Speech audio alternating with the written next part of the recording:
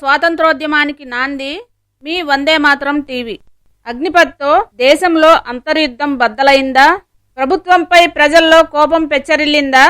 ప్రజలు వీధుల్లోకి వచ్చి ప్రభుత్వ ఆస్తులను లక్ష్యంగా చేసుకుని విధ్వంసం చేస్తున్నారు. అగ్నిపథ్ అని ఏ వేళ పేరు పెట్టారో కానీ దేశమంతా అగ్నిపథమయ్యింది.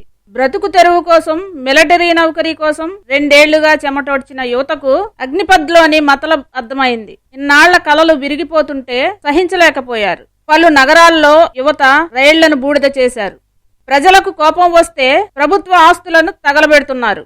ప్రభుత్వానికి కోపం వస్తే ఎలాంటి నోటీసు లేకుండా భవంతులను బుల్డోజర్లతో ధ్వంసం చేస్తోంది. దానిని మీడియా గొప్ప కార్యంలా పదే పదే చూపుతోంది.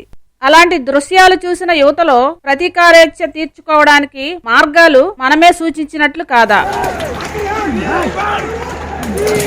అందుకు బాధ్యత ఎవరిది? టీచర్లు, నర్సులు, పారిశుద్ధ కార్మికులను నియమించినట్లే కాంట్రాక్టు ప్రాతిపదికపై సైన్యాన్ని కూడా భర్తీ చేస్తామనుకోవడం తెలివైన ఆలోచన కాదు.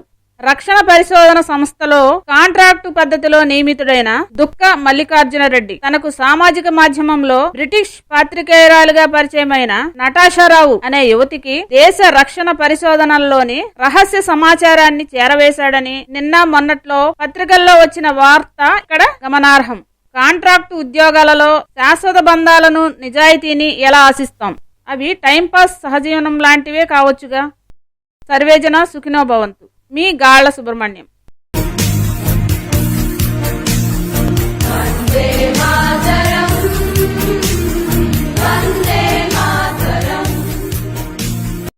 Please subscribe our channel.